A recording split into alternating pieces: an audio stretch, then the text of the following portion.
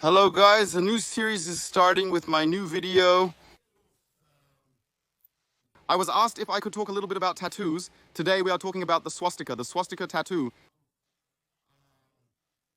In my younger years, I already had the swastika tattooed in the middle of my chest. You can see it's covered up today. I had it covered up in 2007, 2008. But now the big question is, how do you even get the idea to tattoo the swastika?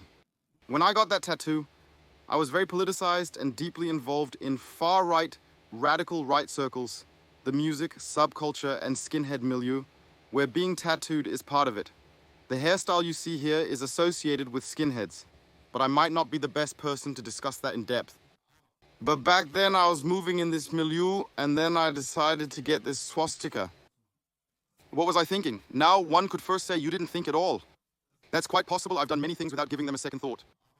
But I'm trying to give you my thoughts from back then. And I had become so politicized that I said, this society is not for me. I'm leaving this society. I don't want to be a part of it. Now, of course, one could say you can decide that for yourself and you can do that for yourself and you don't have to participate in this societal life. However, you can do that. But of course, that wasn't enough for me. I wanted to show that and say it too. And how much I reject this democratic network. What is better for rebellion than the swastika? One could say I took it because of 1933 to 1945. Not everything was bad, but the swastika also stands for probably the worst crime in human history. Why did I choose it? Because it's the ultimate rebellion. It's challenging for young people to find new ways to rebel, as previous generations have already pushed many boundaries. Rebellion has already been waged against many things, and this remains the ultimate rebellion. If you then show socially that you have a swastika situated, you take yourself out, and people then also avoid you.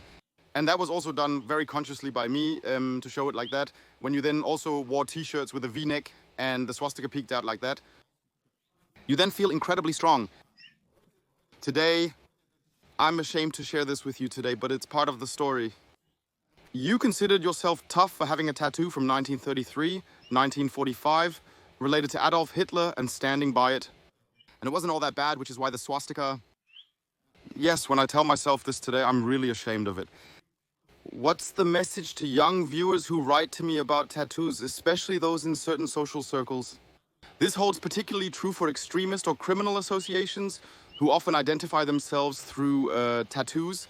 That's simply how it functions. You desire to fit in and demonstrate that. These symbols, particularly from 33 to 45, are important to me. That's why they are often tattooed by right-wing extremists to show their beliefs. You also want to show it, that's important. And that's why I want to warn people about what you're doing. If you belong to certain groups or associations, milieus, clubs, street gangs, and so on today, I can tell you, in a few years, a lot of water will flow down the Elbe. You may no longer belong to this group or think the same way. And then it's then it's a long step to retitle that, to read it away and so on, because then you can't expect to come back socially when you wear these symbols on your skin, especially like I do the swastika. These are the steps you have to take. I am very grateful for that I have the other symbols which I also have on my skin, which are also relevant in criminal law, that I have also tattooed them. Of course, we also have to talk about this, especially about what is not being thought about. And if you walk around with these tattoos, you naturally also get a display. Showing the swastika in public is forbidden. And this also applies if it is on your own body. That means it has to be taped over if you go to the swimming pool. If you wear a lower cut t-shirt or a shirt, then it has to be taped over. And that's why I appeal to you out there. Think very carefully about what you get tattooed. Grouping and so on, leave that shit out. It's unnecessary, then rather stay a rose skin. Guys, I'm not against tattooing. For me, it's part of a beauty ideal, whether you're tattooed or not. Beauty comes from the heart and beyond. Oh, come on. Beauty comes from multiple sources. It's not necessarily that it has to do with color on the skin, yes. And that's why it's very important that we talked about it. Please don't tattoo any forbidden symbols, no street gang symbols and so on. We will talk a bit more about it. I'm always happy when you share this. I'm curious about your opinion. Which tattoos you regret, maybe from political or gang times, please tell me about it. So I'm having a fantastic day here. Oscar is already here too. Where is he? Where is Oscar? There he sits and waits very diligently for me. I appreciate it if you share the video, comment, and so on. I wish you a great summer and a hello from the coast, folks.